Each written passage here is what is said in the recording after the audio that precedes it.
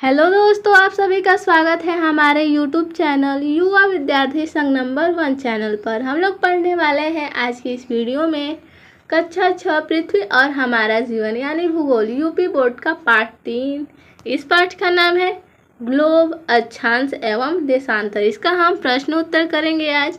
तो इसका प्रश्न नंबर पहला देखेंगे। प्रश्न नंबर पहला में दिया है निम्नलिखित प्रश्नों के उत्तर दीजिए। तो इसका क नंबर प्रश्न पूछा है ग्लोब किसे कहते हैं। तो इसका उत्तर हो जाएगा ग्लोब पृथ्वी का लघु रूप में एक वास्तविक प्रतिरूप है। ग्लोब स्थिर नहीं होते हैं, इनको कुम्हार की चौक या लट्टू के समान घुमाया जा सकता है। हमारी पृथ्वी भी इसी प्रकार अपने अक्ष यानी धुरी पर घूमती है। ग्लोब पर महाद्वीपों, महासागरों और देशों को उनके सही आकार के अनुसार दिखाया जाता है। अगला देखेंगे प्रश्न नंबर पहला का ख नंबर।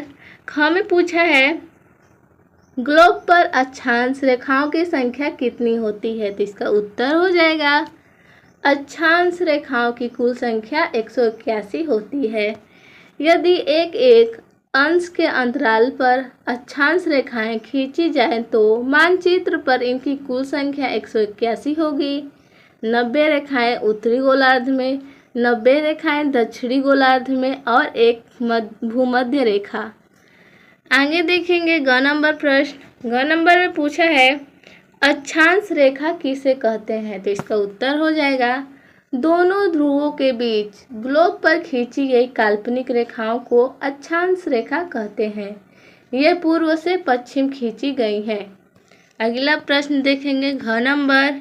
घ नंबर में पूछा गया है देशांतर रेखा किसे कहते हैं। तो इसका उत्तर हो जाएगा दोनों ध्रुवों को मिलाती हुई खींची जाने वाली काल्पनिक रेखा को देशांतर रेखा कहते हैं। अगला प्रश्न देखेंगे अंग नंबर। इसमें पूछा गया है यदि ग्रीनविच रेखा पर घड़ियों में शाम के 4 बज रहे हो तो भारत की घड़ियों में क्या समय होगा। तो इसका हम लोग उत्तर बता देंगे। भारतीय मानक समय ग्रीनविच मानक समय से 5 घंटा 30 मिनट आगे रहता है। जो भारतीय मानक समय है वो ग्रीनविच मानक समय से 5 घंटा 30 मिनट आगे रहता है। अतः जब ग्रीनविच रेखा पर घड़ियों में शाम के 4 बजेंगे तो भारत की घड़ियों में रात्रि का 9:30 का समय हो रहा होगा। अगला प्रश्न देखेंगे प्रश्न नंबर दूसरा। प्रश्न नंबर दूसरा में पूछा गया है अंतर बताइए। तो इसका क नंबर है उत्तरी ध्रुव दक्षिणी ध्रुव, दोनों में अंतर बताना है। तो इसका हम लोग बताएंगे पृथ्वी जिस अक्ष पर घूमती है उसके ऊपरी सिरे को उत्तरी ध्रुव और निचली सिरे को दक्षिणी ध्रुव कहते हैं। पृथ्वी जिस अक्ष पर घूमती है उसके ऊपरी सिरे को हम लोग उत्तरी ध्रुव कहेंगे और निचली सिरे को दक्षिणी ध्रुव कहते हैं। ख नंबर देखेंगे। ख नंबर में पूछा है कर्क रेखा मकर रेखा, दोनों में अंतर बताना है। तो हम लोग बता देंगे 23.5 अंश उत्तरी अक्षांश को कर्क रेखा और 23.5 अंश दक्षिणी अक्षांश को मकर रेखा कहते हैं। कर्क रेखा उसे कहते हैं जो 23.5 अंश उत्तरी अक्षांश को कर्क रेखा और 23.5 अंश दक्षिणी अक्षांश को मकर रेखा कहते हैं। ग नंबर देखेंगे। ग नंबर में पूछा है 0 डिग्री अक्षांश 0 डिग्री देशांतर में अंतर। तो इसका हो जाएगा उत्तर 0 डिग्री अक्षांश को भूमध्य रेखा और 0 डिग्री देशांतर को ग्रीनविच या प्रधान मध्याह्न रेखा कहते हैं। घ नंबर देखेंगे। घ नंबर में पूछा है आर्कटिक वृत्त अंटार्कटिक वृत्त।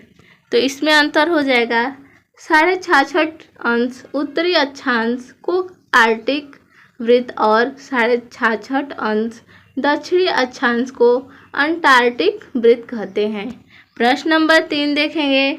प्रश्न नंबर 3 में पूछा गया है सही शब्द चुनकर खाली स्थान को भरिए। तो इसका क नंबर देखेंगे प्रधान देशांतर रेखा के ठीक विपरीत यहाँ पर खाली स्थान है देशांतर रेखा होती है। तो 180 डिग्री 90 डिग्री या 66 डिग्री तो कितनी होती है। तो 180 डिग्री।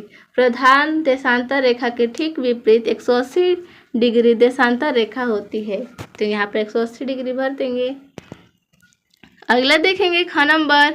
ख नंबर में पूछा गया है अक्षांश देशांतर रेखाओं का मापन रिक्त स्थान में किया जाता है। तो डिग्री में, फीट में या घंटा में, किस में किया जाता है अक्षांश देशांतर रेखाओं का मापन? तो डिग्री में किया जाता है। तो हम लोग इसमें डिग्री भर देंगे। अक्षांश देशांतर रेखाओं का मापन डिग्री में किया जाता है।